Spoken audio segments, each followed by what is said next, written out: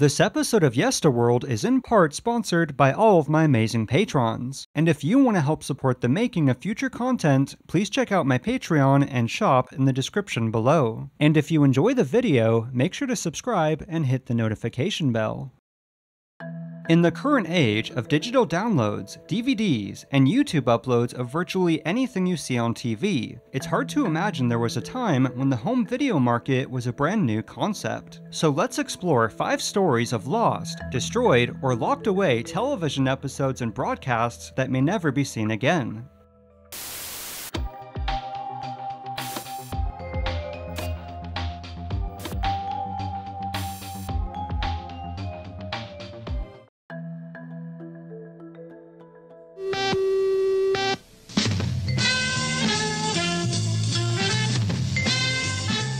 In 1976, Sesame Street was in its 7th season, and in late January, it was announced that an episode guest starring Margaret Hamilton would air the following month, who was best known for her portrayal of the Wicked Witch of the West in The Wizard of Oz. I'll get you, my pretty, and your little dog too.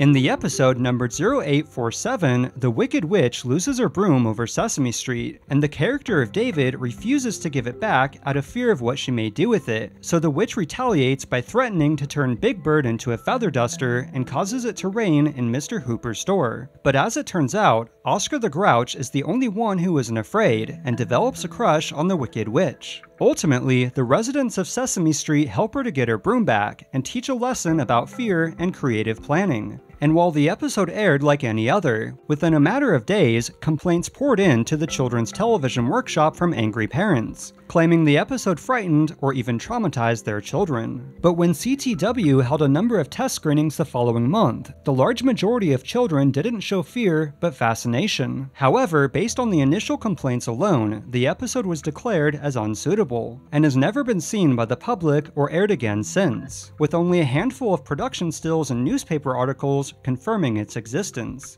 Well, it was real, I swear! Some say the episode was destroyed, lost, or accidentally erased, but more than likely it's stored away among Sesame Street's many unaired and unreleased segments. And currently, aside from the creators of Sesame Street deciding to finally release the episode, the only possibility of it seeing the light of day is if someone happened to record the program during its one and only airing, which is technically possible as the Betamax had been introduced to the US the previous year.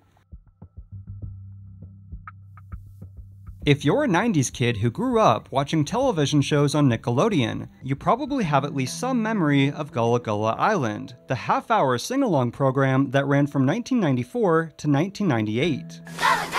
Come and let's play together in the bright sunny weather. But what you may not have known is that in 1997, a spin-off series by the name of Binya Binya began production, in which 8 to 13 episodes were filmed at the now-defunct Nickelodeon Studios in Orlando, Florida. However, due to the network's decision to ultimately pass on the series, only 5 of the taped episodes were finished, and in February of 1998, they were aired on Nickelodeon as a 5-day special event as opposed to a brand new series, with the rest of the 3 to 8 episodes being left incomplete. Nick Jr. is giving GULLAH's favorite pollywog his own show for 5 special days. I'm so excited! Even 20 years later, the 5 episodes have never been aired again or released to the public on any format, with promos and commercials being the only remnants of this cancelled show. However, in May of 2017, parts of episode 5 and the entirety of episode 4 surfaced online, which had evidently been found on a homemade VHS of old Nickelodeon shows, and can give viewers a glimpse of the spin-off that could have been.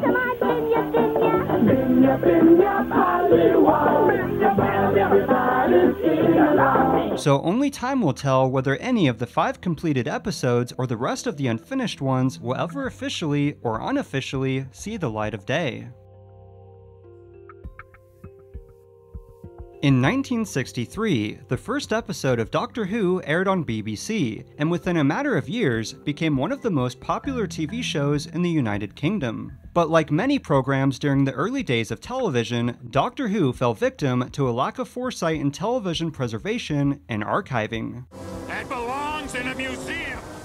In the 1960s and most of the 70s, BBC only archived film, and with the exception of copies put on film for foreign distribution, Doctor Who was made on videotape, and after airing, stored at BBC's commercial branch, BBC Enterprises. Unfortunately, as this was long before the concept of shows having a life after its original airing, and the tapes themselves being expensive to purchase, they were often erased and reused to save on cost and free up storage space. To make matters worse, in the early 70s, as sales contracts for the foreign copies began to expire, the surviving prints of Doctor Who were thrown out and destroyed. You maniac!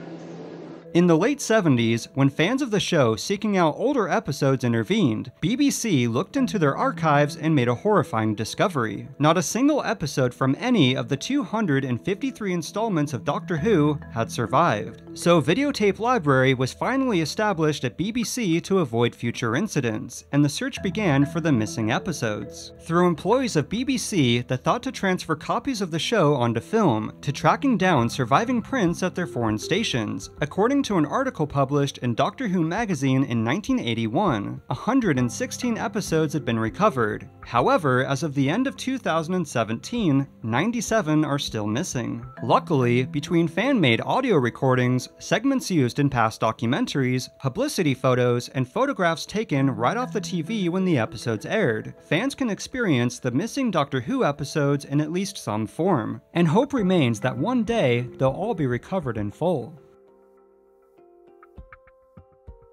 Here are the Beatles!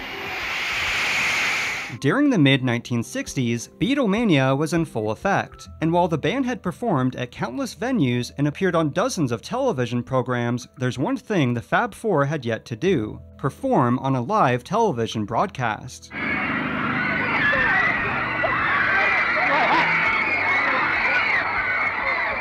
In June of 1966, much like they had done 3 times previously, the band was scheduled to appear by way of pre-recorded segments on Britain's most popular music TV show, Top of the Pops. However, due to the unprecedented requests for a live performance, the creator of the show persuaded the band's manager to ask the group to reconsider just using another pre-recorded clip. So the Beatles performed their first live television broadcast on Top of the Pops, in which the band mimed Paperback Writer and Rain.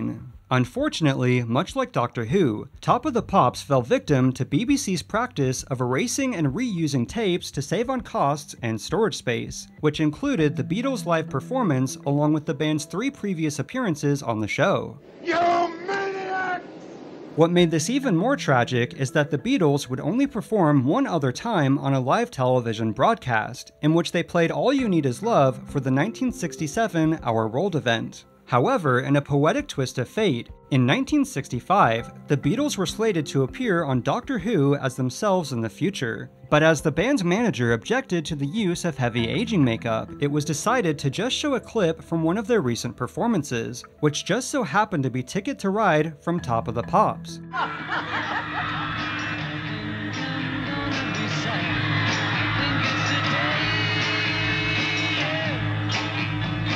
And while the Doctor Who episode including the footage would eventually be recovered, as far as their live performance on the iconic BBC program, the only remnants are photos taken during rehearsals and one during the actual taping. In 1967, in preparation for the Apollo 11 moon landing, which was to be broadcast all over the country, NASA built the Apollo antenna in the Mojave Desert, and as backups, utilized 2 other satellites and their tracking stations in Australia. All engine running. Liftoff. We have a liftoff.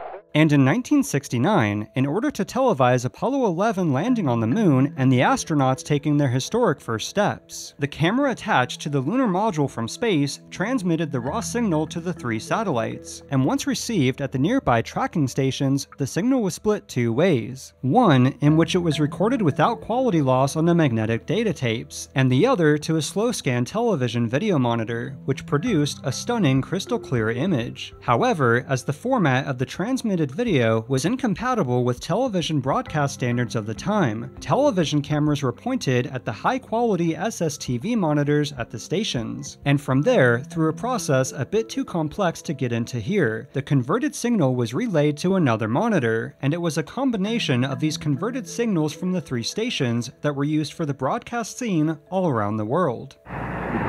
Boy. Okay, we're gonna be busy for a minute. However, between the conversion method and process of the broadcast, the quality of what viewers at home and even Houston were seeing wasn't even close to that of the raw transmission. However, understandably, this was hardly a concern at the time. But fast forward to the 1990s, in which a group of photos surfaced of the much superior unconverted footage from the SSTV monitors, sparking the interest in the high-quality moon landing transmission. So NASA began a search to recover the original data tapes. However, in 2006, NASA admitted the tapes were missing and could not be found, and after 3 more years of search efforts, they confessed the tapes had more than likely been accidentally erased sometime during the 1970s and 80s. What'd you do? As it turned out, the reason for this was due in part to a data tape shortage, a lack of proper documentation, and erasure policies that didn't end until the late 90s. And even worse, the tapes were among 700 boxes from the other Apollo missions sent to the Goddard Space Flight Center that are still currently missing. However, between a worn-down copy of a bootleg VHS made from the original data tapes and copies of the unconverted transmission prior to broadcast, including an 8mm video taken directly off the conversion monitor, a restored version of the moon landing has since been released to the public. But to this day, all that's been found of the original unconverted footage are the handful of images and a home video taken off one of the station's SSTV monitors, meaning those who were present at the tracking stations in 1969 are some of the only people on Earth who ever got to see the moon landing at the highest quality possible. But hope remains that the original data tapes, or even one of the several possible copies made during the 70s and 80s, will be miraculously recovered. To avoid missing out on future content, make sure to subscribe and hit the notification bell. And if you want to help support the making of future videos, check out my Patreon and shop in the description. And as always, thank you all so much for watching, and I'll see you next time on Yesterworld.